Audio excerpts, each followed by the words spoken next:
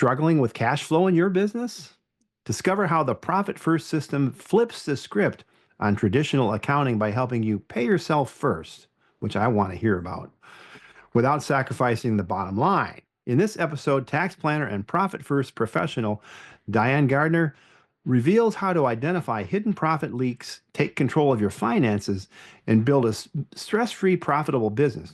Don't just work for your business, make your business work for you. Welcome to the Lead Machine Growth Show, where you will discover how to tackle your tech, master your message, and design your dream. Paul Guymon, the mastermind behind the Lead Machine, introduces you to trailblazers who inspire you to implement life-changing solutions and systems you can model to nurture your leads and get your offers seen by your ideal clients who will invest in themselves and you. Be sure you visit our website at www.leadmachinegrowthshow.com. While you're there, subscribe to us via your favorite network. Now, tune in and get ready to transform your vision into reality. Welcome to the Lead Machine Growth Show. I'm Paul Guymon, your host, lead machine coach, and founder of the Lead Machine Marketing Group and Mastermind. And I'm dedicated to helping you tackle your tech, master your message, and design your dream life. So whether you're just starting out or you want to take your business to the next level, let's get this conversation started and turn your dreams into reality. My guest is a longtime friend and colleague of mine, Diane Gardner, and we're just catching up before we started taping. She's a Profit First professional, a certified tax planner, and best-selling author. She's committed to helping home service businesses owners maximize profits and maximize taxes through her profit planning coaching programs. So using the Profit First principles, she gives home service business owners tools to uncover the profit leaks in their business so they have a stronger cash flow, less stress, and are more empowered while making more money. Those are all fantastic promises, Diane. Thank you so much for coming. It's nice to catch up with you again. Yeah, Paul, I was quite happy when I saw you reach out and say, hey, come be on my podcast. It's like, you bet. Yeah. When are we going to go? Yeah. Well, we first met way back when with Jim Palmer, and back when in the old days. Gosh, that was, I don't know, what, 15 years ago? 15 years ago? A long time ago. So I won't ask you what you've been up to since then, but let's just dive into this Profit First methodology. We can catch up again. So first of all, what is the Profit First and how does it differ from the traditional accounting methods? Well, if you want to run a little case study, Paul, I'm going to play along with me. Okay, I'll try. We'll show your listeners. That didn't sound right, did it? How do you show your listeners? Okay, whatever. We'll demonstrate. Okay. So, Paul, I know you have a business, and I know that all business owners are struggling a little bit. Things are tight compared to what they used to be. Some businesses that I work with are experiencing maybe some supply chain issues. Others are experiencing problems with hiring their team and getting good A players. Others are worried about, I just don't know if I can make payroll or not. It's just such a stressor. But Paul, what if I told you could, in spite of all that stuff going on, you could actually take your profits first and have money left to be able to pay your team, pay your subcontractors, pay for your materials, all that stuff. How would you feel about that? Well, first of all, I wouldn't believe it. Sounds too good to be true, doesn't it? That sounds too good to be true. Right. So tell me more. I want to know more. This is the beauty of Profit First. Okay. In the Profit First methodologies, we sit down and we plan how much you would like to have for profit in the course of your year. And then we reverse engineer. We go from your net profit up. What do we need to have for top line revenue to hit this net profit? In the meanwhile, we are getting rid of the fluff, getting getting your business down to be that lean, mean operating machine where we've cut out extra costs. We've gotten rid of all the owner stuff that creeps into a business, push that back out where it belongs. It doesn't belong in your business books. We've looked at your pricing.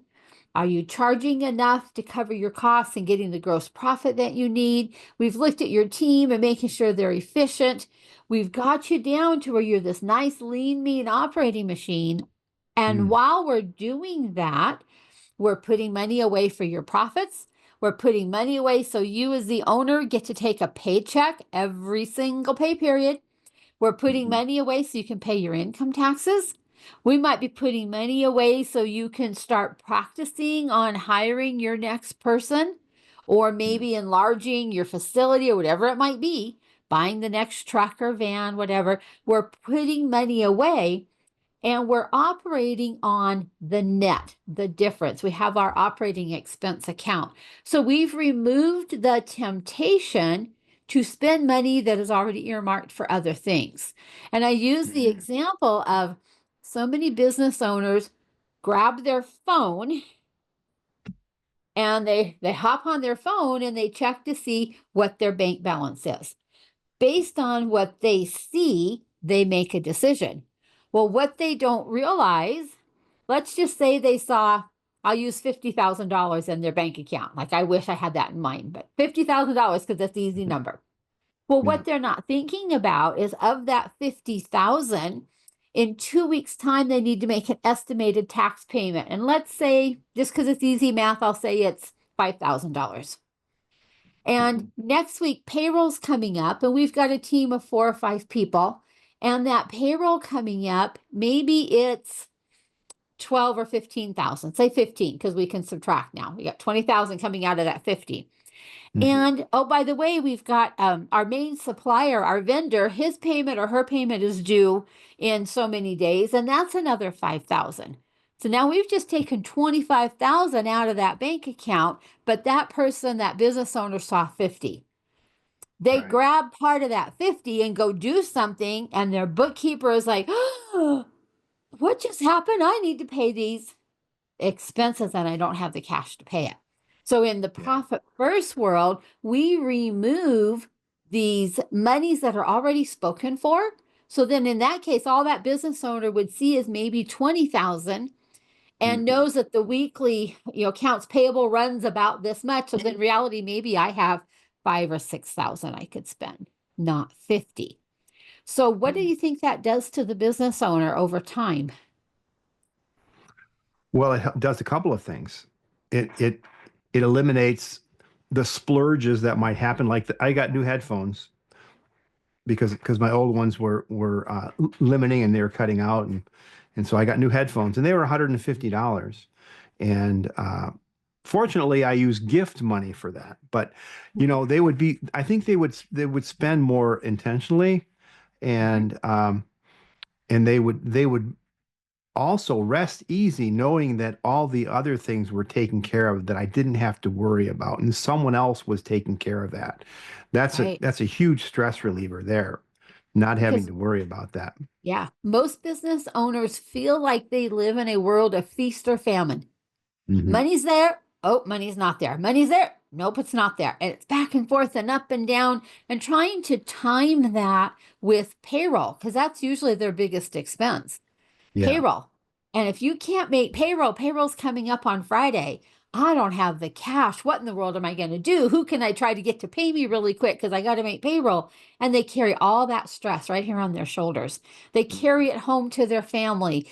They may or may not even go home. They may stay at the office for a while and see if we can't generate a couple invoices so maybe we can get paid. And meanwhile, they're missing out on their family. They're missing out on their kids growing up. They're missing out on building the relationship with their spouse or their significant other. They're missing out on life because they're worried about payrolls coming up next. Well, if we can remove that money, and if we can set up an account for payroll, and we know that off of every deposit that goes in their bank account, a certain amount goes in that payroll account. A certain amount goes in the owner's pay account, the profit account, the tax account. Now we can rest easy because what's in that operating expense account is money that can be spent. And so I find Yeah. my businesses growing by leaps and bounds when they get into this program and they're fully implemented, and their profits start to soar because they make different and better decisions. Yeah, I was going to ask you why that happens. Can you drill It's a down, dig a little deeper on that? Why yes. would it be? So I've got of course, I've got a lean organization, first of all, which is great to have. If you're a solo entrepreneur, we'll talk about that in a minute. But you've got a lean organization first, and those things are taken care of. Why do the profits soar? I'm I going to know my use the listeners are thinking example. that. I'm going to use the example of a tube of toothpaste.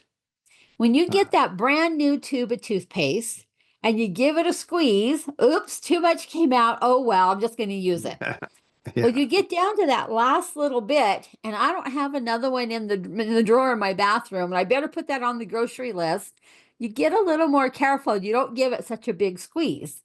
You're a little more Yeah. careful until you can get another tube of toothpaste sitting there. Put that now into a business environment.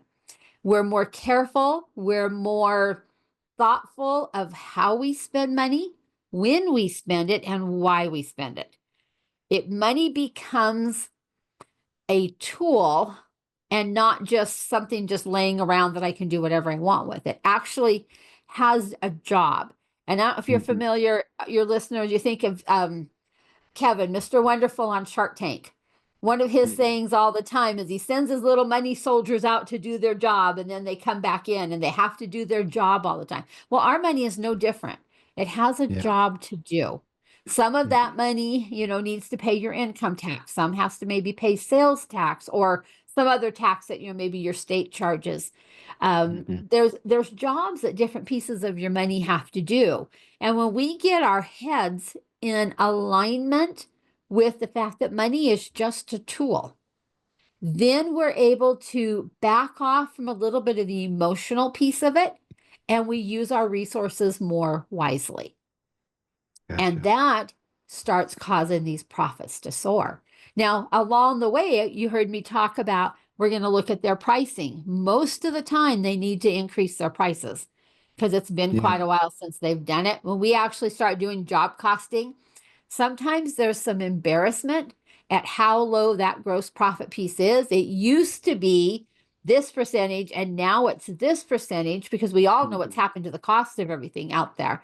And so we need Yeah. to up their prices so that they're now profitable again. Other Mhm. times I see teams that are bleeding the company dry.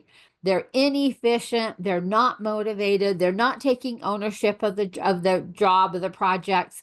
And so we need to do a lot of work within their team and get them to become efficient. It might mean replacing certain people on that team. For Get sure. that team so it's humming along and being profitable for you. We look at businesses that carry inventory. Do we have too much inventory sitting out there? If so, it's using your cash. Can we pull Mhm. that inventory down and make it more lean? How quickly are we paying our accounts payable versus how quickly are you getting paid on your receivable side? So there's Mhm. all these pieces we start looking at. We dig into the debt. What are the interest rates we're paying? Which debt should we be targeting and trying to get paid off so that we can free up some cash flow? So there's a lot that goes into this, but the first steps are opening up some bank accounts and starting to protect your money. Let it do the jobs it was destined to do. Gotcha. What we're talking about here really reminds me of Dave Ramsey and his what is it called? The envelope system, it predates Well, Dave Ramsey by a long ways. no, Yeah. I know, but it's Yeah. the Financial Peace University is Mm-hmm. called now, Mm-hmm. and the Yeah. baby steps. But he's focusing on and getting debt. But one of the things that I really like about his system is that you have a written budget you have a budget meeting. Now this is for personal finance, uh, but In so I was going to ask, how do you establish this infrastructure? You got to get started somewhere, right. and you can't do it all at once. Nope. So where would you start? We start with baby steps in that Uh-huh. we'll put 1% in the profit account. Now, we obviously need more than 1% in an owner's pay account, or you're never going to get paid anything. And you do have bills at home and you have to live off of. So we Yeah. determine what is the minimum that that owner needs to live on. Now, in a lot of businesses I work with, they're big enough that I don't do an owner's pay account because they're already part of the payroll system. But in other Mm. businesses, we do. We do a tax account, and here again, we'll start with 1 or 2%. On the average, I have people put away 15% in a tax account, but they can't go from 0 to 15 in one day. That's too big of Right. a jump. And then Yeah. every quarter, we start inching our way up to meeting whatever the particular goals are for that business. But we start Yeah. small because, like anything else, it's a muscle. And if all you've ever done is sit on the couch and eat chips, you can't go out and run a marathon. And so we have to start small. We start with 1%, and then we start upping it on a regular basis until we get to the point that we have this lean, mean operating machine. And then instead of a budget, which a lot of people think is a 4-letter word, we Yeah. develop a profit plan. And Uh-huh. it Okay. all starts with that bottom line profit. It's a mindset shift. Did you hear how I said that? A Yeah, profit it's a plan profit plan. instead of I don't want to be constrained by a budget. But if I have a profit plan, if I meet my numbers, this is the profit I will have at the end of the year. And Mm-hmm. so it gives them a real reason to work hard and control that spending and hit that top line revenue goals that we've set so that they actually do get to take home this profit. Because when you're an owner, you wear 2 hats. One hat is you're an employee of your business. You're the doer. You make things happen. The other Right. hat is I'm a shareholder or an investor in this company. And as Mm. my shareholder investor hat on, I want an ROI back on my money because there's no Yeah. shareholder in the world that's going to say, no, that's okay. You just keep it. I'll wait. No, they want Yeah. their, and so we have 2 hats that we wear in a business. And if we can keep that shareholder happy, that shareholder continues to help grow this business for you. Yeah. And so how do you slice it up? How do you make those slices? What would be the well, there's a starting point, obviously. There's You a said starting you point. said, Yeah. but what would be ideal? So one of the people I've run into recently was of a similar mindset that you should, earmark, let's say 20% of the to the owner, and then 22% or whatever the percentage is in your income bracket or your income tax bracket is for taxes, and then in operational expenses and things like that. And then also growing the business. His tack was that you're spending all your money on growing your business, but you're not paying yourself, and so there was, I liked his little pie chart, say, oh, and then of course you talking about profit first. So how do you slice it up that makes sense? Every business is different. I will say Mhm. that. Yeah. Some businesses will put more in one category than others. So we do an assessment up front with the business to determine where they are and where most successful businesses generally operate as far as the percentages. And so just to get started, the main accounts that I see with the home industry businesses that I work with will have a profit account, we'll have a tax account, we'll have a lot of times they want an account for their job materials because that's another big expense. They want to always be able to Hmm. pay that vendor so they can keep buying job materials. A lot of them will Yeah. have a payroll account because that's another big expense in their world. So we'll protect that money so we can always get our jobs done and pay our people. Then a lot of times they'll have a capital type account because they're always buying trucks and vans. And if we can borrow from ourselves instead of having to go in debt to buy this, or at least Hmm. put a bigger down payment on than we might be able to do otherwise, trying to keep that debt down as much as possible. I've got people that have what we call a future account where they know that in 5 years' time they want to buy a commercial property and put their business in it. And so we'll start saving for that. Sometimes we have an account because they're getting to the point they need to hire maybe a manager or a management position, but they're not sure they can commit to that person today. So we'll set up an account, like a new hire account, and we'll practice putting money in that account for 6 months, with the end goal being you've got a cushion there when you do hire that person. Yes, we've been able to pay them consistently, the pretend account, or no, we haven't. We're not ready to hire. But if we have been able to, we go ahead and hire somebody. And if we hit a slow month, we've got our practice account sitting there and we can supplement and go ahead and keep them paid. Okay. So it gets creative. Every business that I work with, we do things a little bit different. It's a total customized plan. And depending on that owner's goal, I've got owners that have goals of retiring at a certain time. I myself had a goal of building a house debt-free, which we did last September. Oh, We have wow. a brand new house Congratulations. and no house payment.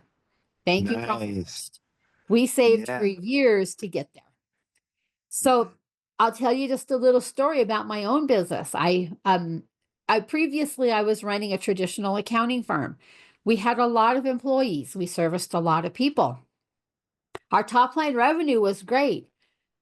But take a gander at what my bottom line revenue might have been, my net profit.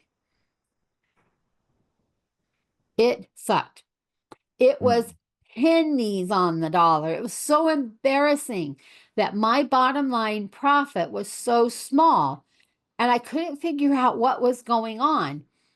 And my aha moment was when an employee would quit, I wouldn't replace them.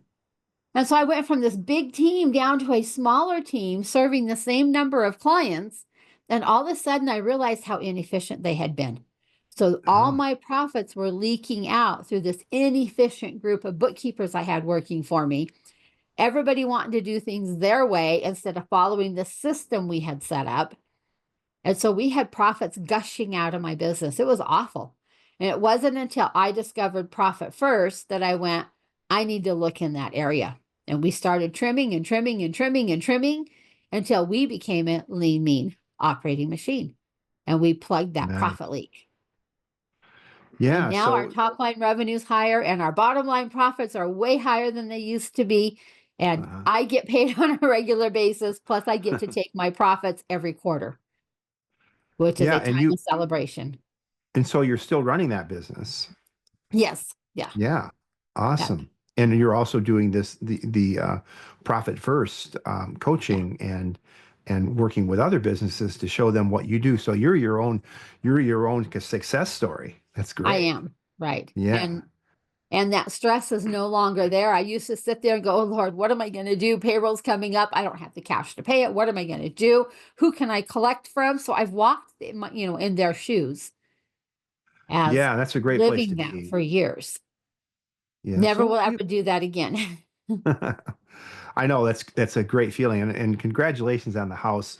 We are in Financial Peace University with Dave Ramsey for our personal finance, and we're attacking our debt, and we have a plan to pay off the house, and we have a really small house, and we've become empty nesters, and so we're really excited about the prospect of it. In a couple of years, we won't have a house payment, we won't have car payments.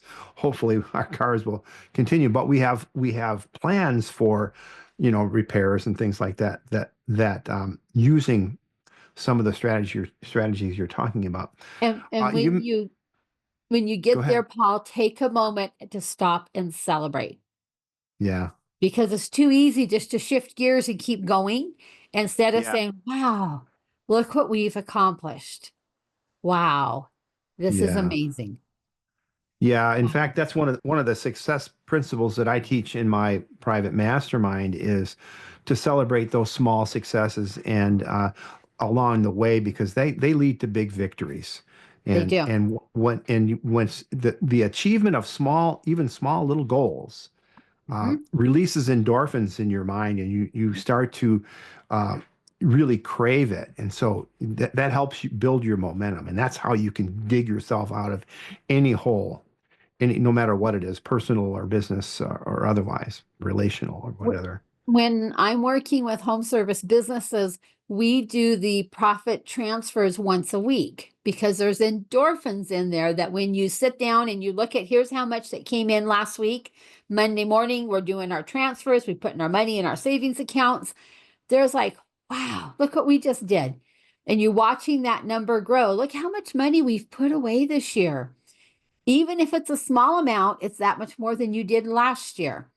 And I find myself looking at my spreadsheet from this year to last year to the year before, watching those numbers grow and going, we are blessed. Look what we're doing. We've been able to do this and still kept the business rolling. Everybody's getting paid. The bills are paid on time. And it's just such a feeling of accomplishment. And then at the end of the quarter, it's profit distribution time. And all of my clients that I work with, we've got goals. Here's what this money is going to do. I've had someone put in a swimming pool. I've had people pay off personal debt. Myself built the house. I've had people buy cars. I mean, they have a goal. What are we working towards? At the end of the quarter, is there enough to meet that goal? If not, usually they'll put it in a personal savings and then we'll add the next quarter to it. And eventually now we have enough and they're able to hit that goal. And that is major celebration time when that happens. It becomes a win-win. It's a very positive way of doing business and doing life. Yeah. In personal and in business. You bet. Yeah, that's great. That's great. Yes. So you mentioned profit leaks, and I know that you have a gift that we'll get to in a little while. But what are some of the other? So the operational costs. What are some of the common profit leaks that really that you discovered that were just gushing money? I know inefficient team is probably near the top there. That's a huge one. Another one I see in my world is when they order materials for a job. Sometimes the person doing the ordering will over order or under order. They over order and now we've got excess material sitting in the back lot, or if it's left on the job site, it walks away, that kind of thing. If they under order, then you find your main producing guys running down to the parts house and getting more pieces, which becomes inefficient. Yeah. And controlling We're having to expedite freight materials. Yeah. Keeping that time down to the minimum that it needs to be to do the job and do it well. And then that we have the right materials on their trucks or their vans when they head out, and just running a solid job instead of this back and forth and nobody knows who's on first type of a feeling. And profits are leaking out because we bid the job to take 3 hours. But by the time we ran to the parts house 2 or 3 times, it now took 5 hours. And you as a business owner, just lost a lot of profit because you had to pay that employee for 5 hours instead of 3. So we see a lot in that area. Employee theft, there's a lot of that always happens. If we can tighten down on our controls on that area, teaching your production people, the ones that come face to face with your customers, teaching them how to upsell or cross-sell is another big one. Think McDonald's. Would you like fries with that? Right. Would you like to supersize your order? Supersize that. Yep. That's exactly what you're teaching them to do. When they go in and they do a job and they notice something else in that homeowner's home or outside of their home, that your business has the ability to provide that service. Hey, I've just noticed that XYZ. Would you like, somebody to take a look at that for you? 9 times out of 10, you're there, you're doing a great job for them. They'll say, sure. And now it didn't cost us to buy another lead. We were already there, but our eyes were open, our ears were open. We were listening and paying attention. There's just so many little areas that we can plug profit leaks. Yeah. And just training your staff and your people to do that kind of thing is just built-in money. There's money, right? You're leaving money on the table if you don't do that. Yep. And so many businesses they don't do that. So you've mentioned home services, and these are small to medium businesses. What about solo entrepreneurs and small teams? Is this profit first work for them too?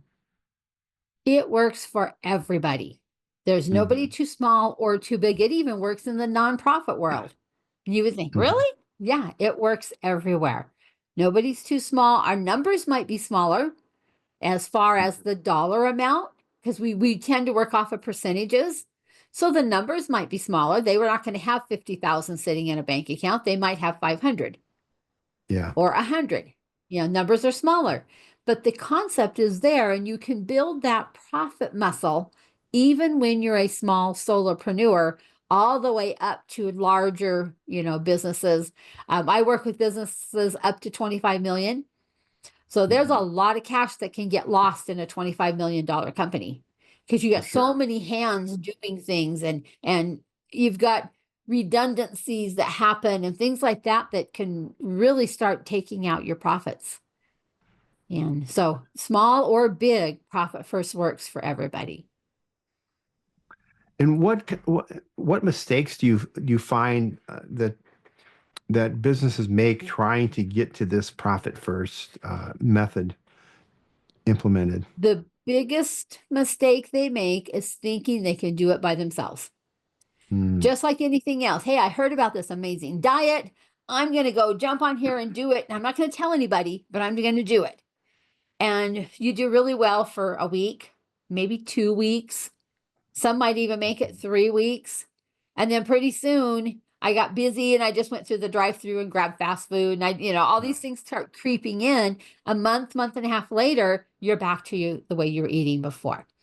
It's no different. When you have a implementation and accountability coach working with you, that's mhm. it. We're going over your numbers every single month. We're looking at our transfers. Did we get them made? What is your end goal? What are we celebrating this quarter? What are we working towards?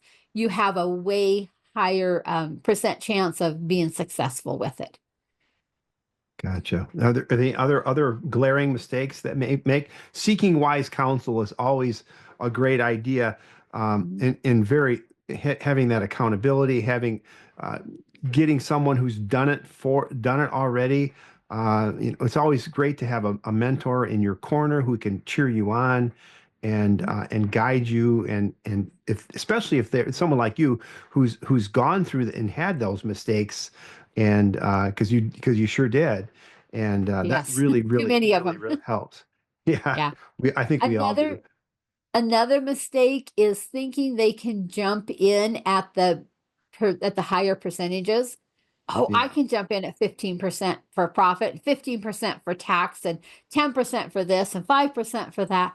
And then they start feeling like a failure after a little while when they can't quite make that transfer every single week. I know in the Mm, book, Mike suggests doing it twice a month, but I find that my businesses have a higher success rate when we do it every week. It becomes more of a habit. We're doing it every single week.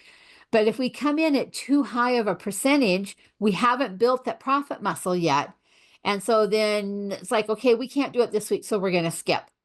And then pretty soon we skipped 2 weeks. And now we've skipped maybe we got another one in there. And then we skipped a couple more. And then pretty soon we're not doing it. And I see that all the time when I talk to people. It's, yeah, I used to do profit first transfers. I don't know why we stopped. Well, because life got in the way. yeah. Yeah, and of Yeah. course, I'm a systems guy, and you want to automate those things as best as you can. Are there some tricks and tips that you can provide, or is that something you just delegate to someone, or how does that work? There are tips and tricks and some delegation. Profit First has come out with a new app. If you really want it truly automated, I tend to work with my business owners enough that they do it themselves, or they have their in-house bookkeeper doing it, Uh, so that there's real accountability there.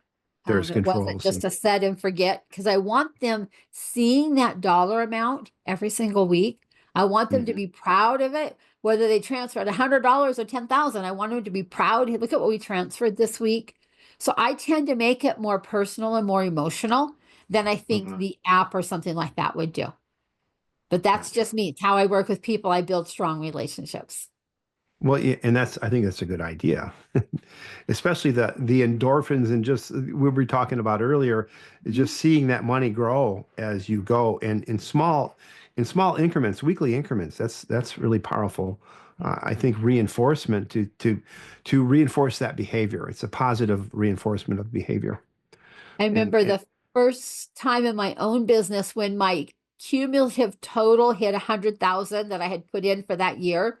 I went, I can't believe I just scraped 100,000 off the top of my business and we didn't even miss it. And I was yeah. like, I can't believe that happened.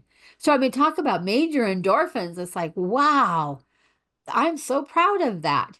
Now we surpassed that now, but that first time I hit that point over the course of the year, And as you were ramping up, you were knowing you're about to hit. You were probably watching that I number was grow for weeks and months as it months and was at months. $92,132 Yep. dollars and 16 cents, and yeah, it just And builds that anticipation. And oh mhm. wow, And now you kind of almost start gamifying it. Okay, I hit it in this month, this year, and maybe let's say it was like November in the first year. And then the second year, maybe I hit it in September. And then the next year, can I hit it in August? And then you just start working it that way. At least that's me. I guess I'm competitive against myself. You know, how quickly can I hit that same number in the year? You know, how many months sooner can I do it? And so yeah. it becomes a challenge that's pretty fun to play with your own business, you know, so whatever that goal number is. Now, what about business owners who feel like it's like I just don't have enough money or clients or revenue yet to start this? How what do you say to them? And It's a mindset thing. Everybody can do it, even if we only come in at 1%. I've got businesses I work with that are losing money and we still get 1% in there because Mhm. it's a mindset shift and coming at it from the idea that there is abundance, there's plenty instead of scarcity. Mhm. And it's amazing when you start putting that money away that your top line revenue starts to grow. Don't tell me how, I can't tell you how. It just does. Huh. It's I know why it is. It's because of that mindset shift. You're Mhm. not you're not worrying about when you worry about not having enough money, you have Then you less don't have money. enough.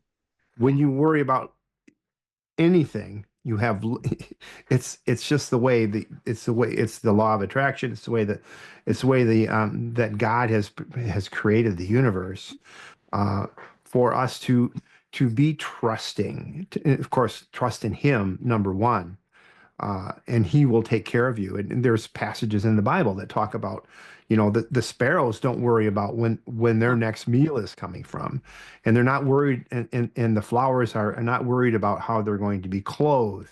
And Mhm. so neither should we, because we're above those things and we're taken care of. Right.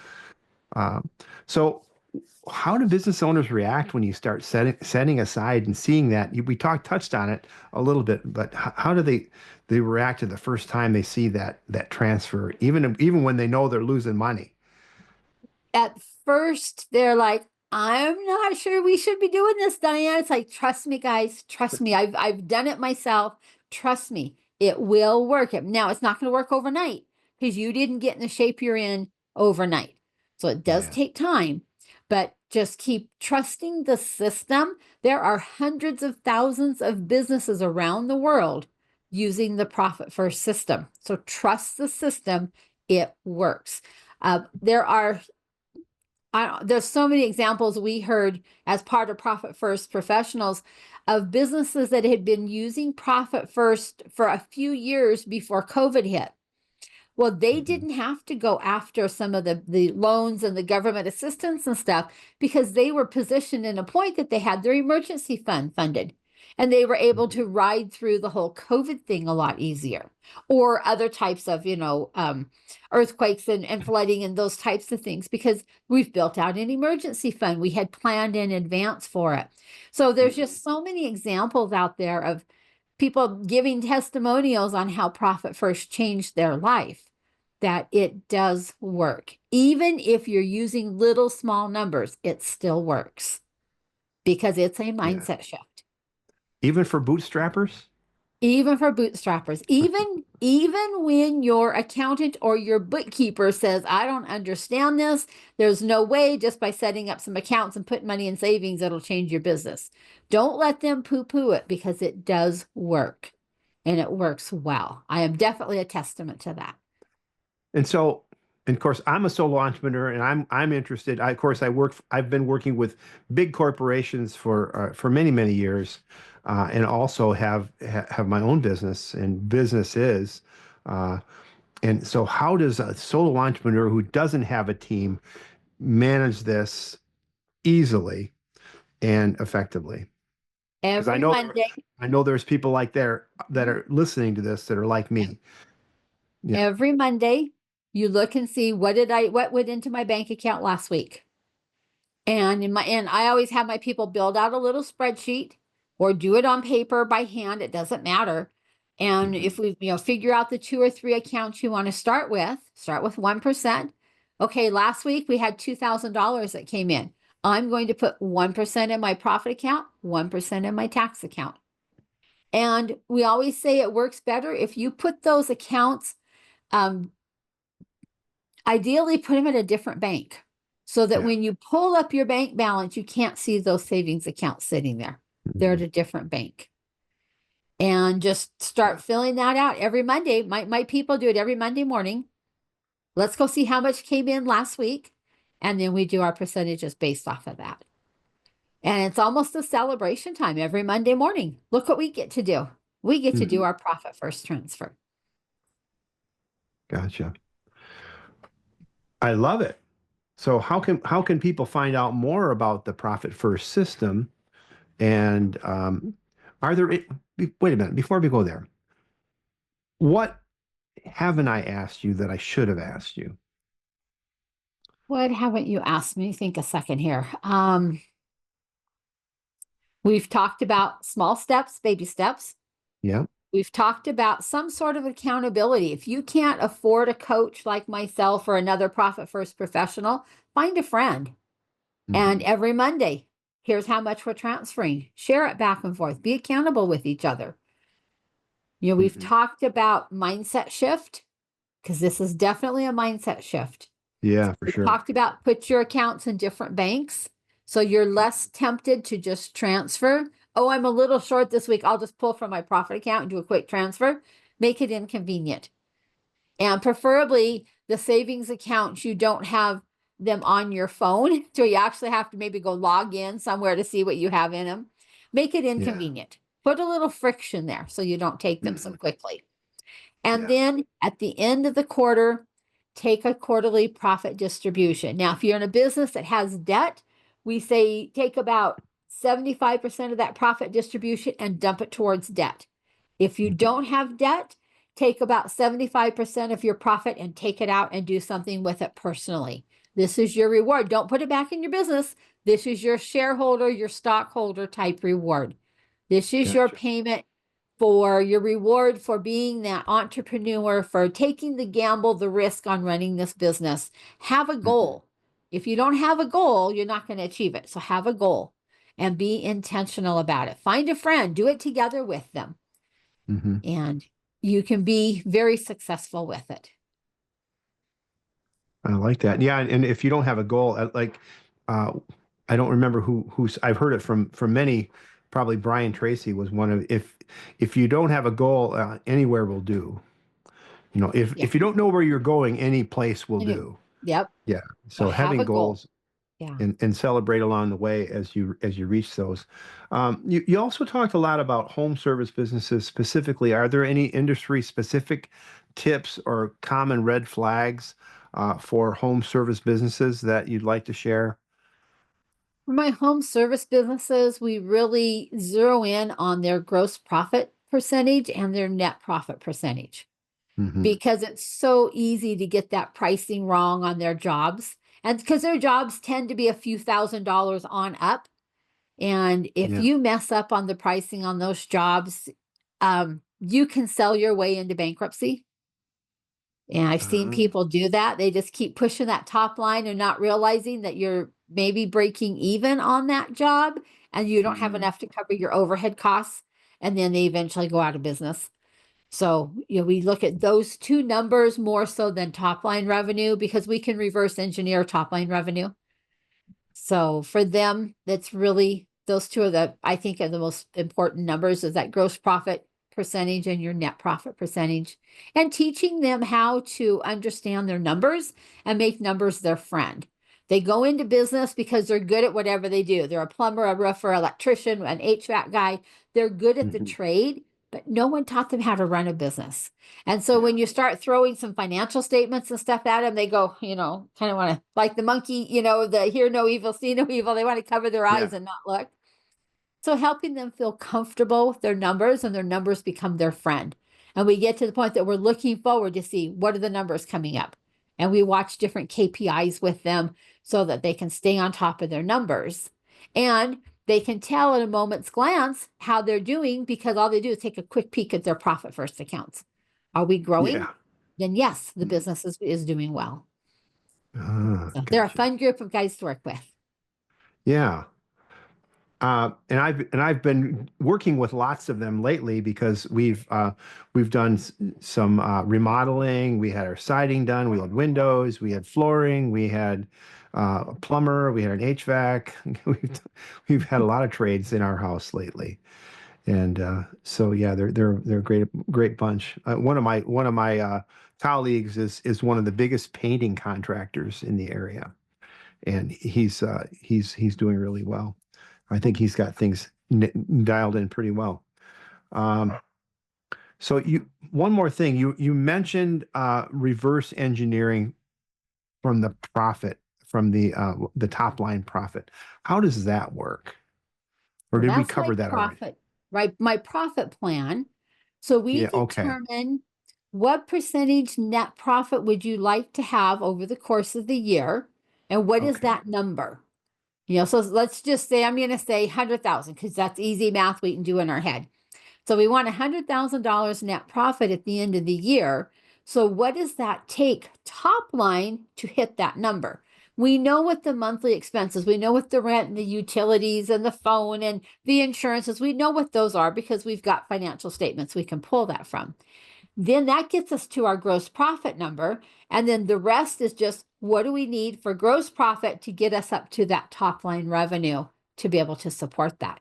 And so we work from the bottom up instead of the top down. And that's how Okay. we're able to plan our profit. And then we protect that profit. We get it off into a separate bank account so it doesn't get eaten up by just other decisions that get made.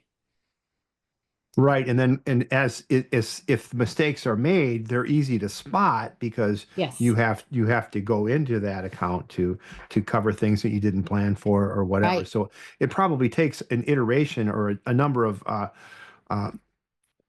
revisits. That's the thing I wanted It to say. does. It's an iterative process where you've got to go through and rinse and repeat is kind of what I call it, Many and times. Yes. many times. And so that's how you get there. But it's So. so fun to turn a budget on its head, basically, and flip it upside down. I hate budgets. I hate the concept of them is Uh-huh. oh yeah, and so many people do, and so And this is coming from enlightening. coming from the world of people, businesses you've worked with, those large businesses, if they don't use their budget, they lose it the next year. Well, what if they flipped it up and made it a profit plan, and it's all Mhm. about the profits, and you get celebrated for not using all your budget? So Yeah, it's a different feel, it's a different concept, it's a different mindset shift. yeah, and mindset shifts are powerful. They are. They are, Yes. and that's probably the number one key that makes the top line revenue grow is the mindset Yes, is shift. that mindset Yeah, shift coming yeah. from a world of abundance instead of scarcity. It's a big mindset shift. Yeah. And when I saw your application come in, I went, wow, what's that? Pay yourself first. I like that idea. That's a good Yes, idea. we can do that. So Making sure we want all of our business owners to pay themselves consistently every single pay period, whether it's weekly, semi-monthly, monthly, whatever it needs to be, but be able to pay yourself. You are your number one employee in your business. Pay yourself accordingly. But to do that, we have to make some changes within the business. Gotcha. Well, it's been fascinating, Diane. It's so nice to hear flip the script on the budget and all that, and just turning the accounting world on its head, so to speak. What are three things as we wrap up here today? What are three things that our listeners can do to put these fabulous ideas into action? I would go out and open at least 2 savings accounts, one for tax and one for profit, the minimum, and start putting 1% in. I'll make that the next item. Put 1% of it, of whatever you've collected the week before, starting on Monday, put in 1% in each of those accounts. And rinse and repeat. Do it again the next week, and the next week, and the next week. And over about maybe 3 months or so, then make it 2%. And start working your way up and start looking at. The third item will be, look at how you spend money in your company. What are the things that are just wants and not needs? Go back to that type of a mentality. What are you, and making sure, are there personal expenses being paid out of your business? Get them out of your business. They don't belong in there because they're distorting how much money's coming out of your business. That was 4. Sorry. That's okay. That's a good one. That's a great one. So you also have an invitation, a freebie, I guess I would call it, 15 common profit leaks. And